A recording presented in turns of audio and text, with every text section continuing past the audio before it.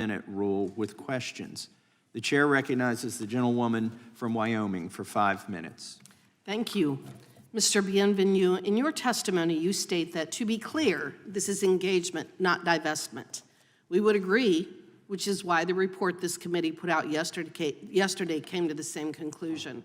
Where we disagree is that your engagement is designed to fundamentally change business and industries to the detriment of consumers in a matter which is indeed not collaboration, but collusion. CalPERS is a founding member of Climate Action 100. Is that correct? Climate Action 100 Plus was founded by Ceres, and CalPERS was involved in its creation early on. And CalPERS is a founding member of Climate Action 100, correct? CalPERS is a founding member and a signatory to Climate Action 100 Plus. And Climate Action 100 has 170 focus companies, 42 of them being oil and gas companies. Is that also correct? Climate Action 100 Plus has 170 focus companies and 42 oil and gas companies, where we come together and discuss ideas and make independent decisions on how we. So my statement is correct. Is that right? As I said, Climate Action 100 Plus has 170 focus companies, as I said in my opening statement, and 42 of them are oil and gas companies, where we come together to discuss independent. And one of the objectives of the Climate Action 100 is for these focus companies to reduce their emissions. Is that correct? Climate change is something that is happening. Would you please answer my question? There's context to your question. And one of the objectives of Climate Action 100 is for these focus companies to reduce their emissions. Is that correct? Climate change is something that is happening. Is that correct? Answer my question, please. As I say, climate change is something that is happening. Andrew Behar, the CEO of As You Sow, testified in his deposition that, quote, an oil and gas company could not reach net zero while continuing to produce fossil fuels, unquote.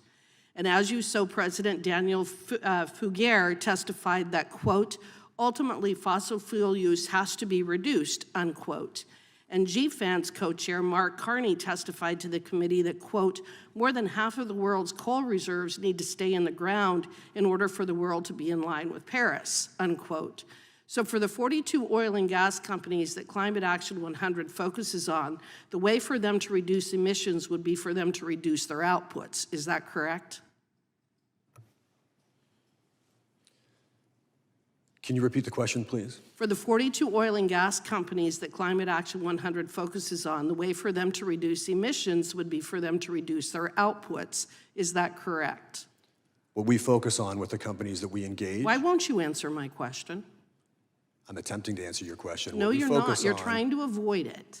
What we focus on with the companies that we engage is for them to be long-term and to reduce their outputs, correct? We would never suggest that an organization that is an oil company. Is CalPERS committed to pursuing policies which cuts fossil fuel outputs, even if that would increase prices on the American people? CalPERS is focused on generating returns to pay pensions over generations. And even if it makes it more difficult for them to put gasoline in their cars? Again, our North Star is about producing returns to pay pensions. That's not what you write, and it's not what you've testified to previously. Ms. Leber, Ceres is a co-founder and member of Climate Action 100. Is that also correct? Has Ceres and Climate Action 100 identified the ag sector, especially livestock production, as an industry which must reduce its emissions? Microphone, Would you turn on your microphone, please? I believe there are some ag sector companies in that cohort. Okay, and there's no way for the ag sector to reach net zero without reducing beef production, is there? I don't know that that's clear. There are ways to do farming. There are ways to create energy that are less greenhouse gas emitting. I mean, many of the oil and gas companies that you were talking about, it's not about not producing, it's about creating options and transforming their technologies and capturing the oil and gas emissions. You know, it's very interesting to me. My mother is 100 years old. She'll be 101.